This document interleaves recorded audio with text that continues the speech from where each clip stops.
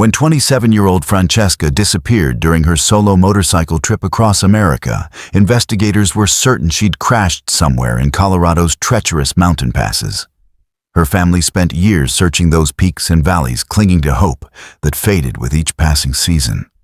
6 years later, what crews pulled from the Rio Grande made everyone realize they'd been looking in the wrong place all along and pushed the investigation down a disturbing new path. The silence began as a minor anomaly, a small, easily dismissed break in a carefully established pattern.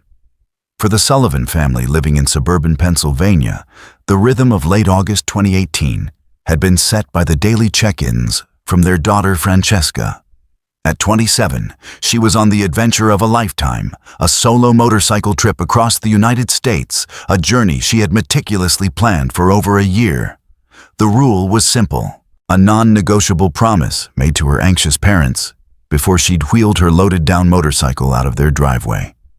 One call or text every single evening, no matter what. On the first day, August 23rd, the absence of her call was explained away with logic. Her mother, Eleanor, reminded her husband, Mark, that Francesca was riding through the heart of the Colorado Rockies. Cell service was notoriously spotty in those vast, rugged landscapes. She had likely found a campsite deep in a valley far from any tower and would call first thing in the morning. Mark agreed, though a flicker of unease had already begun. Francesca was a planner. She knew her route and would have anticipated dead zones.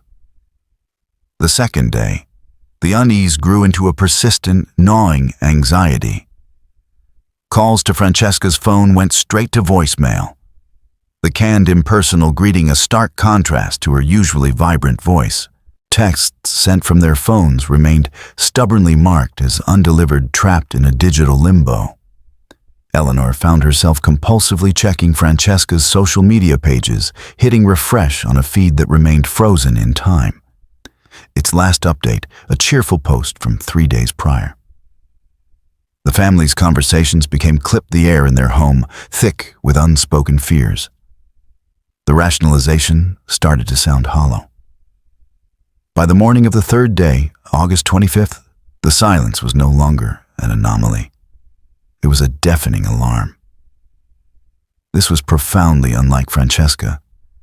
She was an experienced writer, having spent years exploring the back roads of the East Coast. She was competent, cautious, and deeply aware of her family's worry. She wouldn't intentionally cause them this kind of distress. The trip was a celebration of her independence, but she had never confused independence with recklessness. The family's last point of contact was a single radiant image sent to her mother's phone. It was a selfie taken from a low angle, capturing Francesca's face in a moment of pure, unadulterated joy.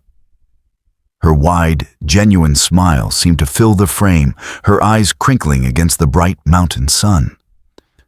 Her sunglasses were pushed up on her head, holding back strands of brown hair whipped loose by the wind.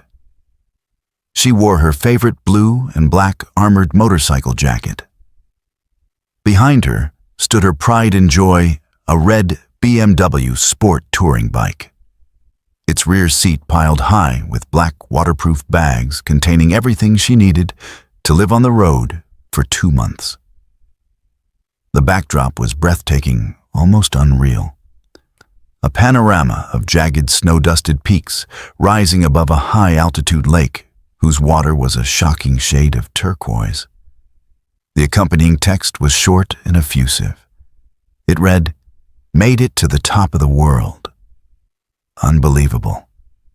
Love you." At the time, the message was a gift, a perfect distillation of her adventurous spirit. Now it felt like a ghost. It was her last known footprint, a digital pin dropped on a vast and indifferent map. At the 72-hour mark, the Sullivan family made a decision. Hope had curdled into dread. Mark Sullivan picked up the phone and dialed the Hinsdale County Sheriff's Office in Lake City, Colorado. They had used the distinctive peaks in the photo to narrow down Francesca's last known location to the remote and beautiful San Juan Mountains. In a strained, steady voice, he explained the situation to the dispatcher. He detailed his daughter's broken communication pattern, her unwavering reliability, and the growing certainty that something was wrong.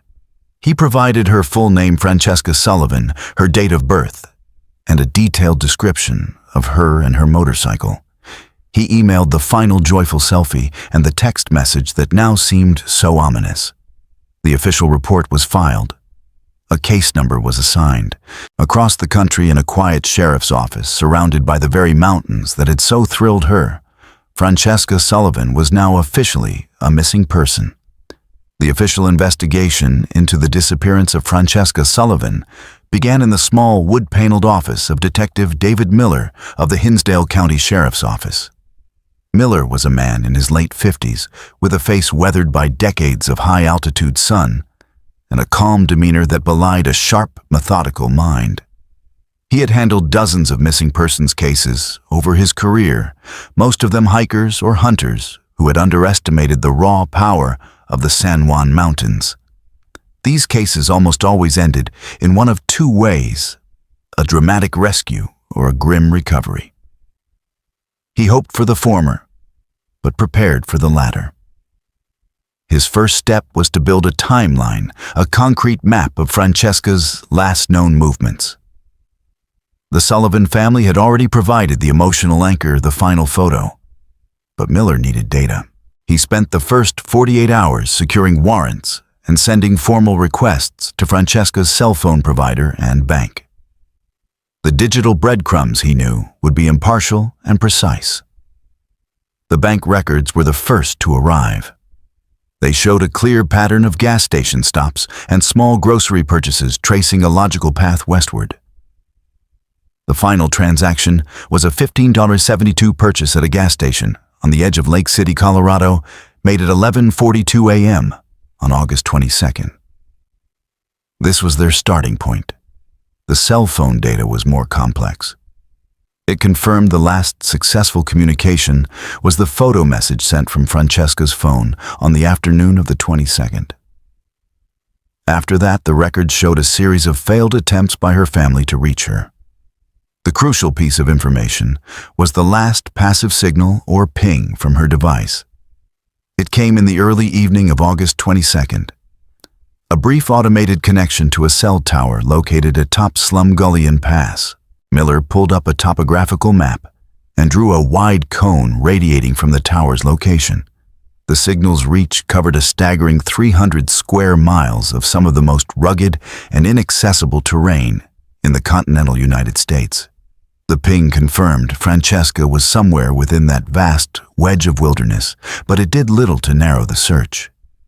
She could be anywhere along the Alpine Loop scenic byway, a network of treacherous jeep roads, or down any one of 100 unmarked Forest Service roads.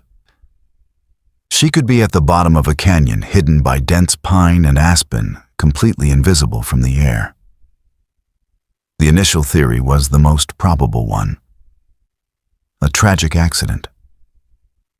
Francesca, an East Coast rider, might have been caught off guard by the sharp, unpaved switchbacks, or a patch of loose gravel on a steep mountain pass. A single moment of misjudgment could have sent her and her motorcycle tumbling over an embankment far from the view of passing motorists. With this scenario in mind, the official search began in earnest. The Hinsdale County Sheriff's Office coordinated with the Civil Air Patrol.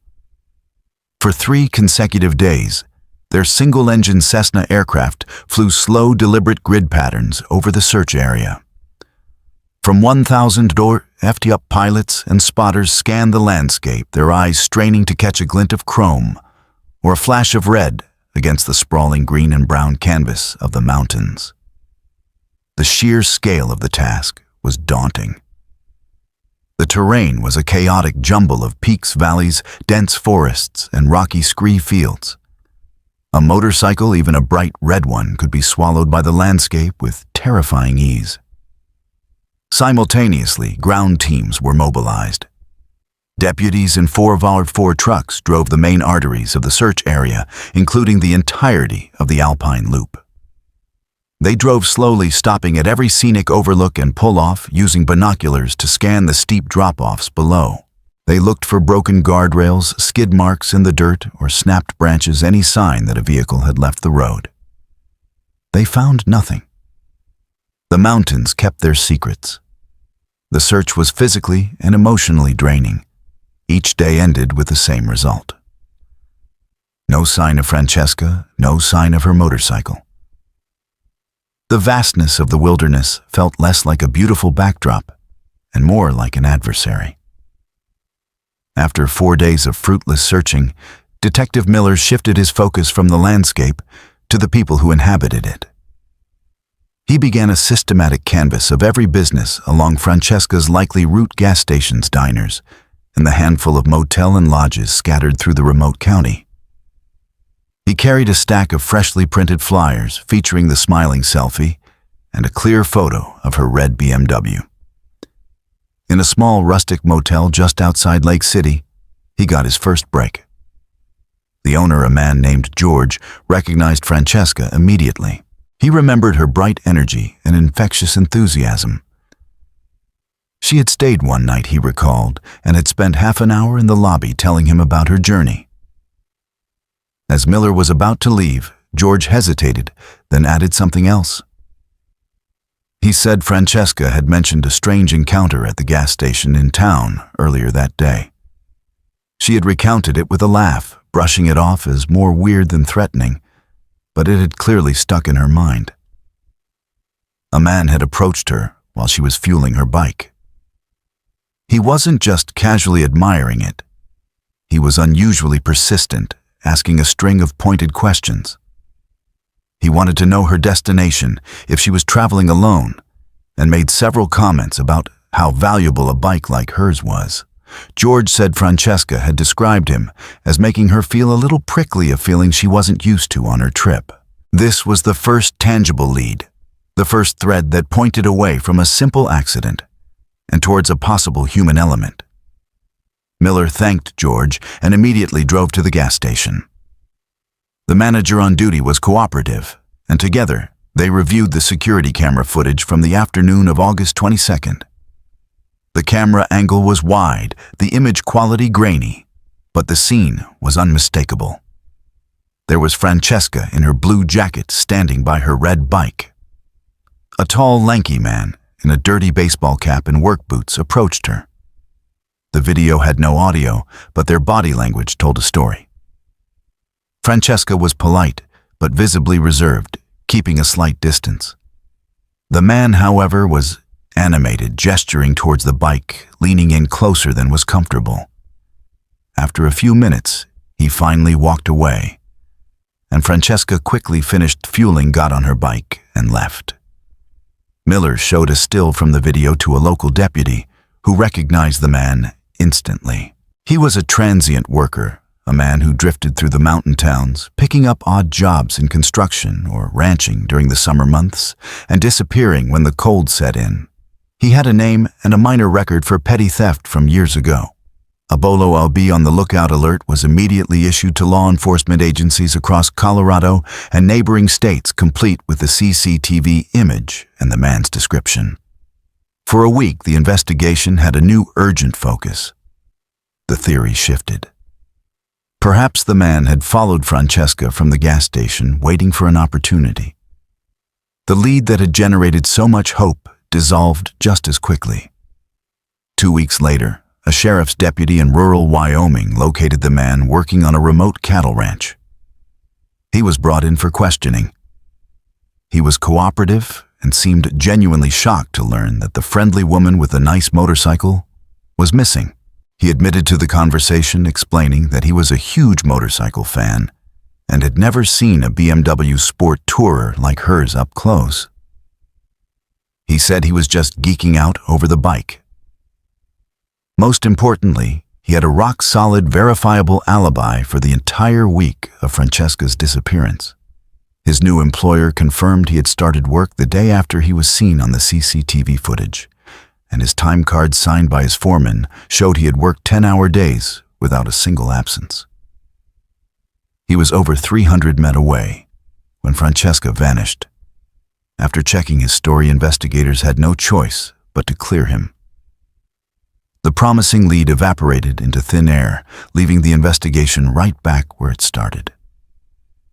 As September bled into October, the character of the San Juan Mountains began to change. The vibrant gold of the aspen leaves faded and fell carpeting the forest floor. A chill crept into the air, and the peaks that had been merely dusted with snow now wore thick white caps. The first significant snowfall of the season blanketed the high country, burying the landscape under a pristine and impenetrable layer of white. Any remaining physical evidence, skid marks, a discarded item, even the motorcycle itself was now entombed until spring. Detective Miller convened a meeting with the county sheriff and the head of the local search and rescue team. The conclusion was unavoidable. With winter setting in a comprehensive ground, search was no longer possible. It was a pragmatic, painful decision. The active search for Francesca Sullivan was officially suspended. Miller made the difficult call to the Sullivan family, the silence on the other end of the line speaking volumes. He assured them the case would remain open, that they would resume in the spring. But everyone understood what this meant. The investigation was going cold. In his office, Miller placed Francesca's file, now thick with maps, reports, and dead-end leads, into the bottom drawer of a filing cabinet. Outside, the snow continued to fall, covering the mountains and the mystery in a deep and silent blanket of white. The spring of 2019 arrived in the San Juan Mountains with a slow, dramatic melt. Snow receded from the high passes, and the rivers swelled with frigid gray water. For the Sullivan family, the thaw brought not relief, but a renewed sense of urgency and a profound frustration. The official search, they were told, would not resume with the same intensity. Resources were limited, and without new leads, there was no specific area to focus on. The vast wilderness that had swallowed their daughter remained just as vast, just as impenetrable. Unwilling to let Francesca's memory be relegated to a dusty file in a cabinet, they decided to act. In July, 1 year after Francesca's last message, Mark and Eleanor Sullivan packed their car and drove the 1-800 miles from Pennsylvania to Colorado. It was a pilgrimage born of desperation. They converted a small motel room in Lake City into a makeshift command center. The room filled with stacks of paper, the air thick with the smell of toner from the portable printer they'd brought with them. They spent their days printing thousands of flyers, each one bearing the same smiling photo of their daughter and the stark, bolded word, missing. Their search was a grueling, heart-wrenching exercise. They retraced Francesca's route, not on a motorcycle, but in their sensible sedan, a vehicle that felt alien in the rugged landscape. They drove the scenic byways, the same roads Francesca had ridden with such joy, but they saw no beauty. For them, every sharp curve was a potential accident site, every steep drop-off a possible grave. They stopped in every town, every hamlet, every isolated diner and gas station. They tacked flyers to community bulletin boards, their fresh, crisp papers standing out against faded notices for local bake sales and lost pets. They spoke to anyone who would listen, repeating the story until their voices grew. The encounters were a painful tapestry of human reaction. Some locals were deeply sympathetic, remembering the case from the news and offering words of comfort. Others were polite but distant, their eyes holding a weary look that said they'd seen many frantic families pass through over the years. A few were dismissive, almost annoyed by the intrusion. For the Sullivans, each interaction was a fresh wound, a reminder that while their world had stopped, the rest of the world had moved on. As the physical search yielded nothing but exhaustion and heartache, a different kind of search was gaining momentum in the digital world. Francesca's story, with its compelling elements, a vibrant young woman, a solo adventure, a stunning final photograph, had captured the imagination of online communities. On motorcycle adventure forums and true crime websites, dedicated threads became sprawling archives of speculation and amateur investigation. Hundreds of anonymous users armed with little more than an internet connection and a desire to solve a puzzle dissected every known detail of the case. These online detectives subjected Francesca's last photo to a level of scrutiny the official investigation could never afford. They used astronomical data to calculate the precise time of day based on the length and direction of the shadows. They cross-referenced the mountain profiles with geological survey maps, igniting fierce debates over the exact location of the turquoise lake. Theories flourished, branching off in a dozen different directions. Some were plausible. Perhaps Francesca had taken a lesser-known unpaved route not considered by law enforcement. Others veered into pure speculation. She had met with foul play at a remote campsite. She had been intentionally targeted for her expensive motorcycle, or she had orchestrated her own disappearance to start a new life. Mark Sullivan became a nightly visitor to these forums. He would sit in the dark long after Eleanor had gone to bed, the glow of his laptop screen illuminating his tired face. He read every comment, followed every link, and fell down every rabbit hole. The forums were a double-edged sword. On one hand, they offered a strange sort of comfort. Here was a community of people who refused to let Francesca be forgotten. They kept her story alive, their collective energy of bulwark against the crushing silence. But on the other hand, the wild, often baseless speculation was a form of torture. Reading theories about his daughter's final moments, imagined in lurid detail by strangers, was an agonizing experience. Yet, he couldn't look away. Each new post held the slim, desperate possibility of a breakthrough, a forgotten detail, a fresh perspective that everyone else had missed. Years passed. The seasons in the Rockies turned, and with them the case grew colder.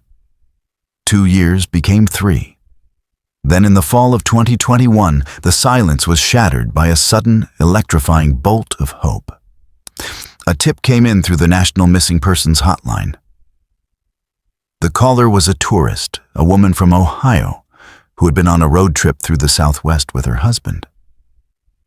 While eating at a small, dusty diner in a remote town in northern Arizona, she claimed to have been served by a waitress who bore an uncanny resemblance to the photos of Francesca Sullivan she had seen online. The waitress was the right age, had the same hair color and build, and the caller noted had a profound sadness in her eyes that seemed out of place.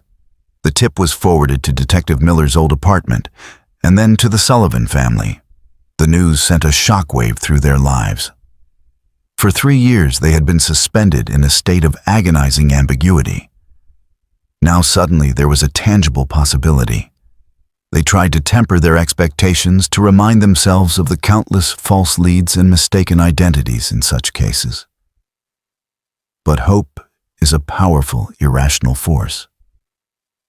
Eleanor found herself imagining the reunion, the questions she would ask, the story Francesca would tell. Mark allowed himself to believe just for a moment that his daughter was alive, that she had somehow survived and was waiting to be found. The information was relayed to the local sheriff's office in Arizona.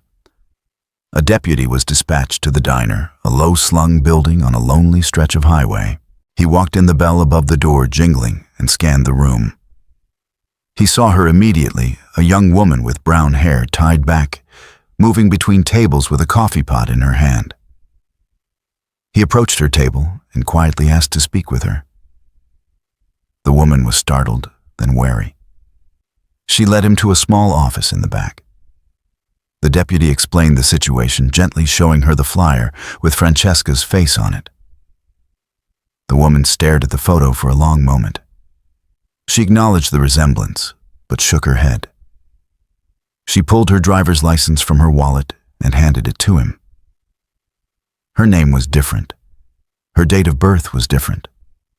She was a local woman who had lived in the town her whole life, a single mother, working 2 jobs to make ends meet. The sadness in her eyes was her own. The phone call to the Sullivan family was brief and clinical. The lead was a dead end. The woman in the diner was not Francesca. The news was devastating. The crash back to reality brutal and swift. The sudden surge of hope made its loss all the more painful. It was, Eleanor would later say, like losing her daughter all over again. The emotional whiplash left them drained, hollowed out. By 2023, 5 years after Francesca's disappearance, the case was no longer cold. It was cryogenic.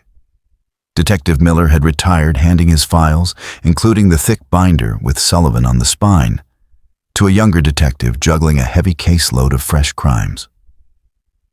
The flyers the Sullivans had so painstakingly posted were long gone, either bleached featureless by the relentless sun or torn down and replaced by newer, more urgent notices.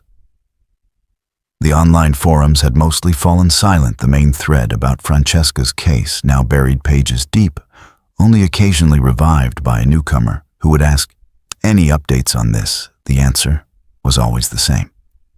No. For the world, Francesca Sullivan was a ghost, a fading digital memory.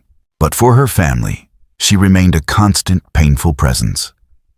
They were trapped in the amber of that last week of August 2018. Their grief had transformed from a sharp, acute pain into a chronic, incurable condition. The not knowing was a physical weight, a permanent ache in the center of their lives. The investigation was dormant, and the leads exhausted, and the hope that had once sustained them had withered into a fragile, almost translucent thing. For 6 years, the mystery of Francesca Sullivan lay dormant, buried under the weight of time and the vastness of the Colorado wilderness.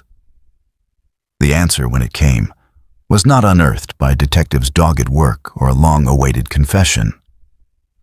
It was revealed by the raw, indiscriminate power of nature hundreds of miles south of where anyone had ever thought to look.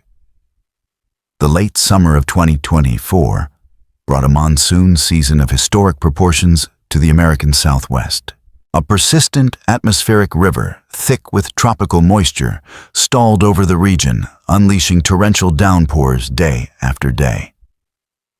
In the high desert of northern New Mexico, the parched earth could not absorb the deluge. Dry arroyos became raging torrents, and the Rio Grande, the great river that carves the state in two, began to swell. It transformed from its usual placid, meandering state into a violent, churning artery of mud-brown water. The river rose with terrifying speed, breaching its banks, tearing at the ancient volcanic rock of its gorge. The sound was a constant low roar, the grinding of boulders and the hiss of silt-laden water moving at immense speed. It was a scouring event, a once-in-a-generation flood that reshaped the riverbed, tearing loose log jams that had been in place for decades and depositing tons of new debris along its altered course. A few days after the floodwaters had crested and begun their slow retreat, a local kayaker named Ben Carter decided to survey the changed river. Carter, a river guide in his 40s, knew the Rio Grande Gorge intimately. He was drawn by a mix of professional curiosity and a desire to witness the aftermath of the historic flood. The river was still running high and fast, the water the color of coffee with cream, littered with uprooted trees and unfamiliar obstacles. He navigated the treacherous currents with practiced skill, his small craft dwarfed by the immense sheer walls of the gorge. About an hour into his journey, in a remote section of the canyon known as the Taux, he spotted something that didn't belong. Against the west bank, caught in a newly formed tangle of driftwood and debris, was a flash of unnatural color. It was a patch of faded, muddy red, wedged between a large cottonwood trunk and the rocky shore. This part of the canyon was pure wilderness, completely inaccessible by any road or trail. From his vantage point in the middle of the river, it was just an odd shape, a piece of modern refuge jarringly out of place in the primeval landscape. Intrigued, Carter angled his kayak towards the bank, fighting the powerful current that tried to pull him downstream. As he got closer, the shape resolved itself. It wasn't a piece of plastic or a discarded barrel. With a jolt of shock, he recognized the distinct curve of a motorcycle's handlebars and the top of a front fairing sticking out of the mud and silt. The rest of the machine was held fast by the immense weight of the waterlogged debris. He could see that the red paint was scraped and dulled, but the object was unmistakably a motorcycle. A cold knot formed in his stomach. No one could have accidentally crashed here. There were no roads for miles, only the sheer cliffs of the gorge rising hundreds of feet on either side. A motorcycle in this specific spot meant only one thing. It had been put there deliberately. Realizing the gravity of his discovery, Carter knew he had to report it. He backed his kayak away from the log jam, marked the location in his mind by triangulating distinctive rock formations on the canyon rim, and began paddling hard. He had to travel another 2 meters downstream, navigating the still turbulent water, before he reached a point where the gorge widened slightly, and a weak cell signal could penetrate the canyon walls. He beat his kayak on a sandy spit, his hands trembling slightly as he pulled out his phone. He dialed 911. He explained to the dispatcher, his voice steady despite his adrenaline, that he had found a motorcycle in the river in the tow's box, and gave the most precise location he could. He stressed that it was in a place that could not be reached on foot. The call was routed to the New Mexico State Police.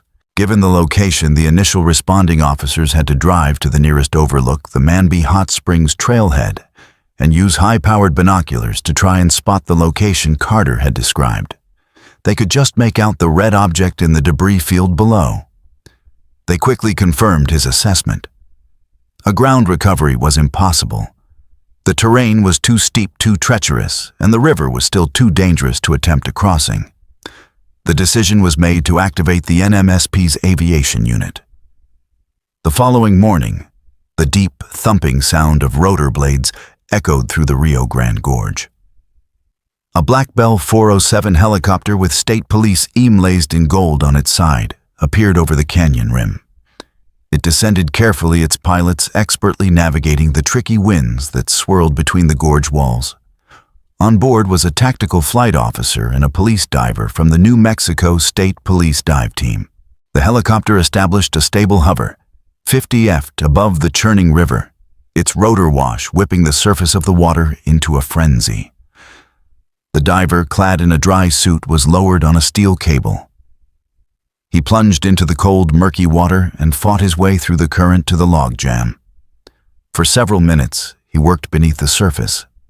His movements communicated to the flight officer above via radio. He had to dig through packed silt and maneuver heavy waterlogged branches to free the motorcycle enough to attach the lifting straps. He secured the cables around the bike's sturdy frame, ensuring the load would be balanced. He gave the signal slowly. With immense power, the helicopter began to climb. The cables went taut. For a moment, the motorcycle resisted, held by the suction of the deep mud. Then, with a great sucking heave, it broke free. The machine emerged from the river, a monstrous dripping thing. Mud and brown river sludge streamed from its every crevice. It was the red motorcycle from Francesca's photo, but transformed by its time in the water. It dangled in the air, a wounded artifact suspended between the sky and the river, as the helicopter carefully airlifted it away from the gorge walls. In the background, spanning the immense canyon in the distance, was the elegant arching steel of the Rio Grande Gorge Bridge. The helicopter carried its strange cargo a mile downriver and gently deposited it on a flat, accessible sandbar where a team of officers and a crime scene unit were waiting. The moment the bike was on the ground, the officers moved in. It was caked in a thick layer of mud and algae. An officer used a bottle of water and a rag to carefully clean the steering head, searching for the one piece of information that mattered most. After a minute of wiping away the grime, he found it. A small metal plate stamped with a series of letters and numbers. He read the vehicle identification number aloud to another officer, who relayed over the radio to the state police dispatcher. They waited. The only sounds the gurgle of the river and the crackle of the police radio. A few minutes passed. Then the dispatcher's voice came back clear and laced with surprise. The VIN was a positive match. The 2016 BMW G310R motorcycle was registered to one Francesca Sullivan. The dispatcher continued, her tone now more urgent. The vehicle was flagged, linked to a high-profile missing person case. A case that had gone cold 6 years ago, filed by the Hinsdale County Sheriff's Office in Colorado. A wave of stunned silence passed through the officers on the riverbank. They looked from the mud-caked motorcycle back towards the distant bridge. This wasn't a local case. This wasn't a recently dumped bike. This was a ghost from 6 years ago. A mystery that had just washed up on their shore hundreds of miles from where it began.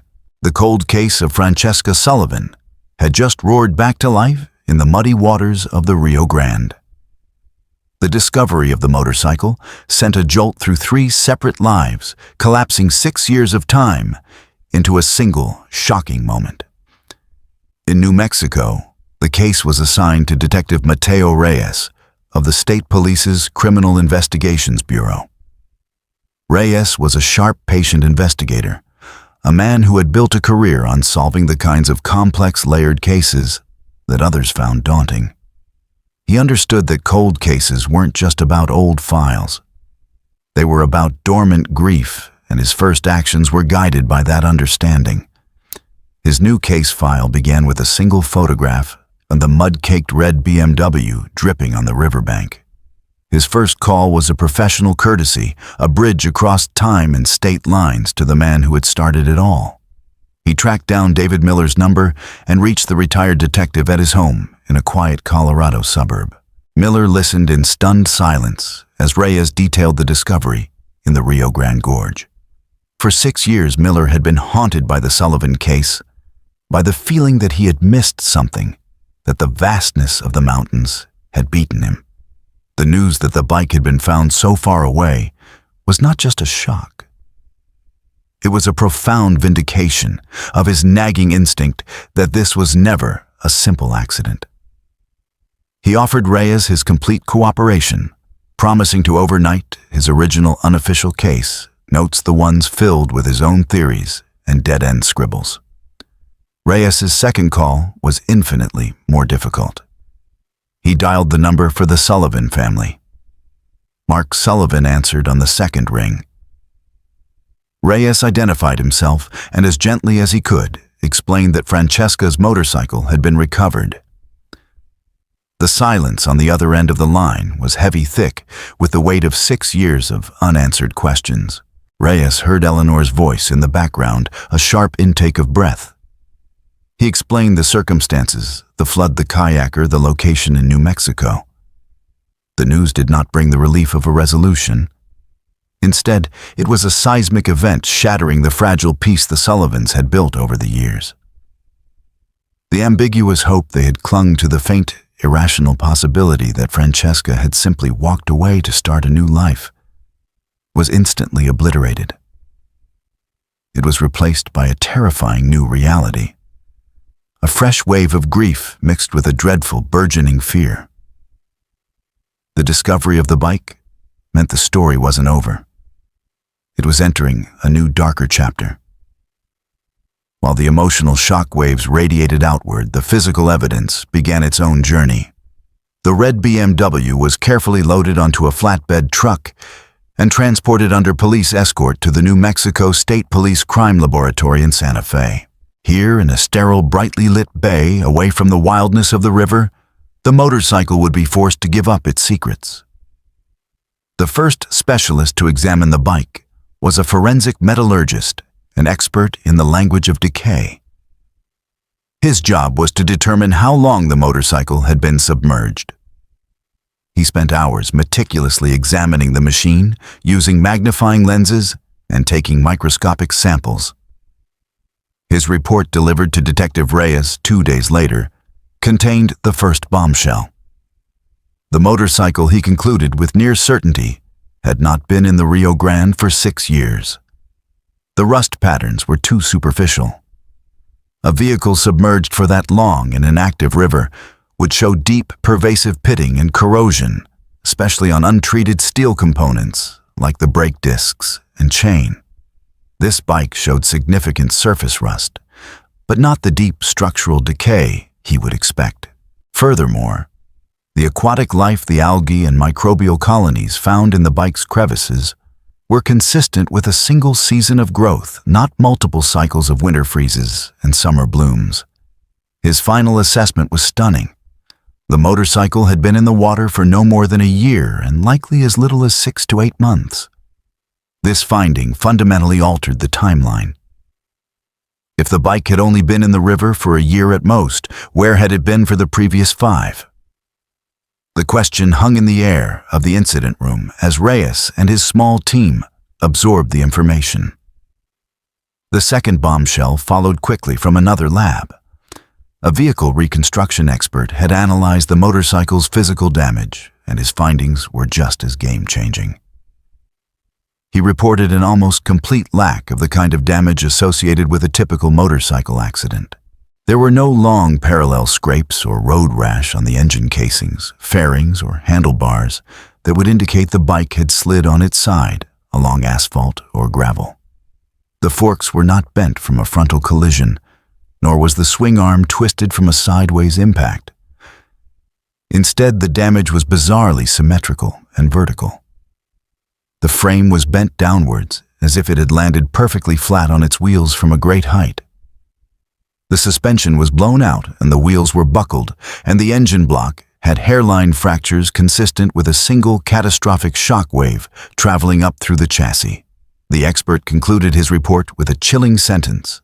The damage profile is inconsistent with any form of roadway accident and is highly consistent with a free fall impact from a significant height landing in a body of water which cushioned the initial impact but did not prevent catastrophic structural failure. Detective Reyes didn't need the report to spell it out. He pulled up a map of the recovery location.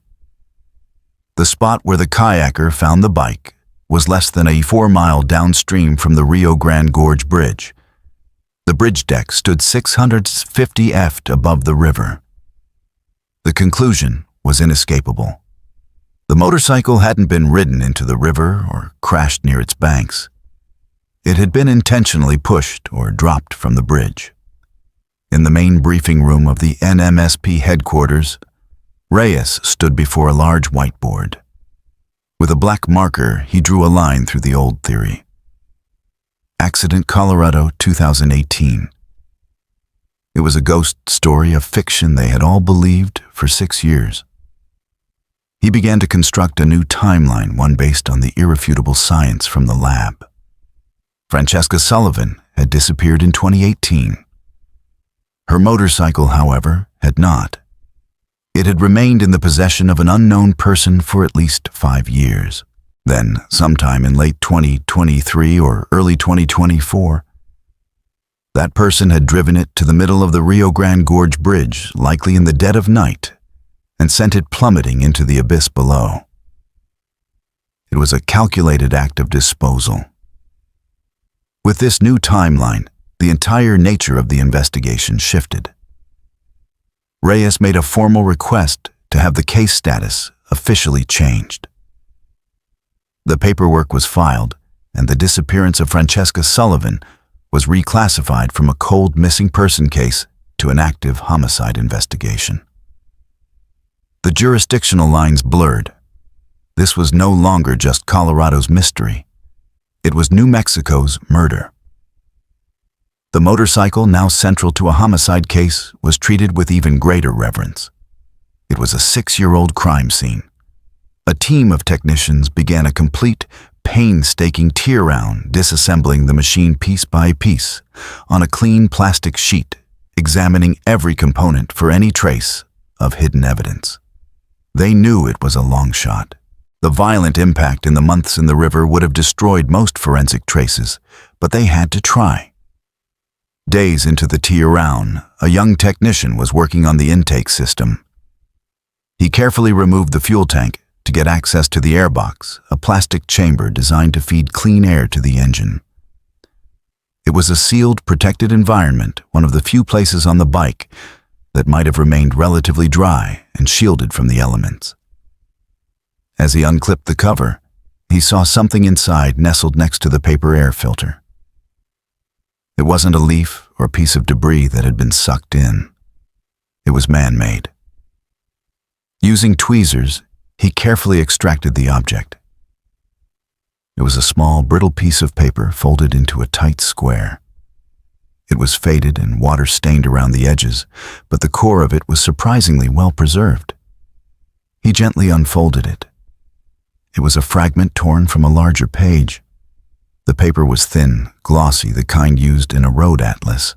On it were the faint red and blue lines of state highways and county roads and the unmistakable typography of a printed map.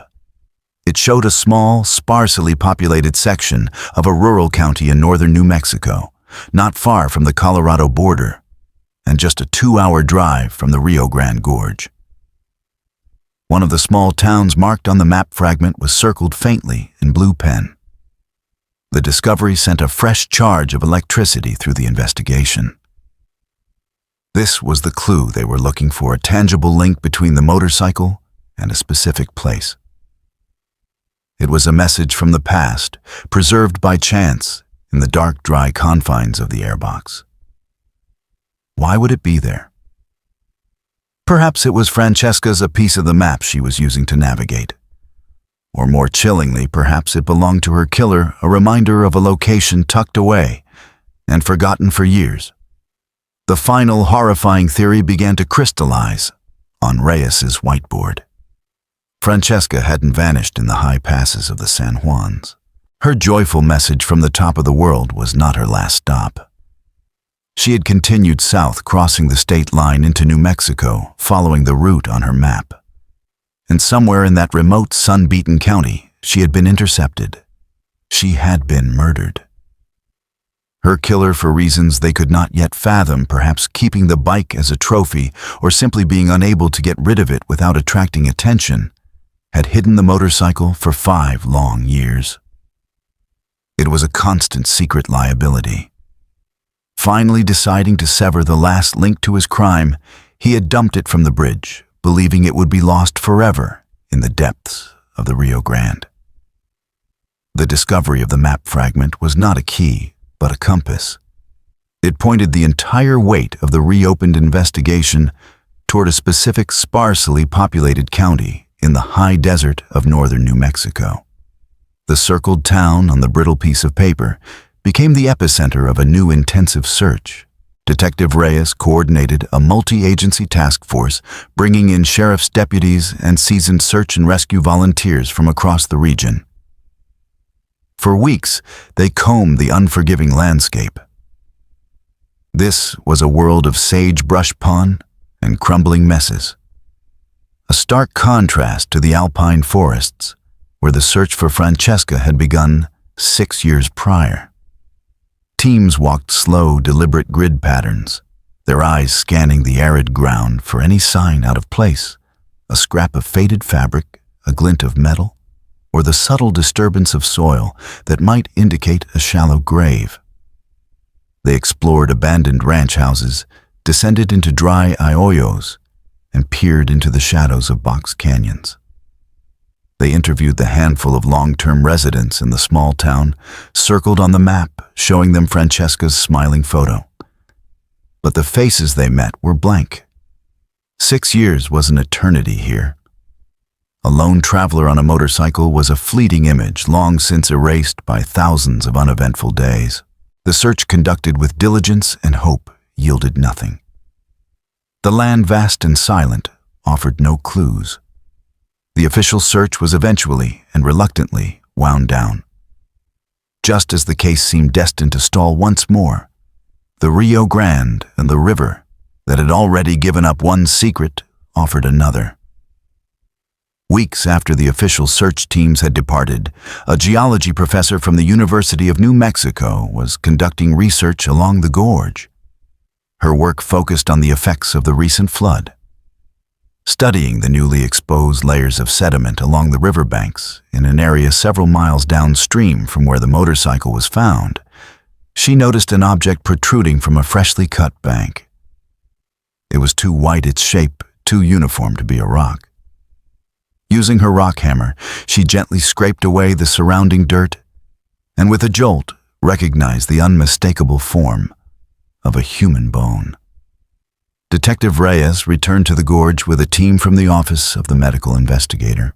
They began a careful archaeological excavation, unearthing partial, scattered human remains from the compacted soil.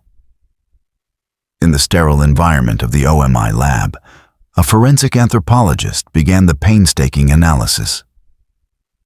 The initial findings were consistent with Francesca. The remains belonged to a female likely in her late 20s with a stature estimated between 5'6" in and 5'8" in. As the anthropologist meticulously examined each recovered bone, she noted a significant feature on the right clavicle. There was a distinct raised ridge of bony callus, the unmistakable sign of a fully healed ante-mortem fracture. This unique individualizing characteristic became the investigation's primary focus for identification. Investigators revisited the original missing person file from 6 years prior, which contained Francesca's detailed medical history. Cross-referencing the anthropologist's findings with these records, they found a perfect match, a notation of a severe right clavicle fracture from a bicycling accident when Francesca was 16. The specific location and nature of the healed break on the recovered bone corresponded exactly with her medical records. It was the final tragic piece of corroboration they needed. The official report concluded with a presumptive identification with an extremely high degree of medical certainty. While the bones told the story of who she was, they were silent on how she died. The partial nature of the remains revealed no clear cause of death, no bullet holes, no cut marks, no signs of the violence that had surely occurred. The manner of death was officially ruled a homicide, but the means were undetermined. The news brought a final terrible confirmation to the Sullivan family. The torment of not knowing where their daughter was had ended, replaced by the stark certainty of her murder. It was a sorrowful, agonizing form of closure. The case of Francesca Sullivan is now officially classified as an unsolved homicide. The identity of her killer and the story of her final days remain lost to the past, a secret held by the vast New Mexico landscape. The investigation remains open, a cold file waiting for a confession or a new clue that may never surface, leaving behind only the permanent unsolved echo of a life cut short.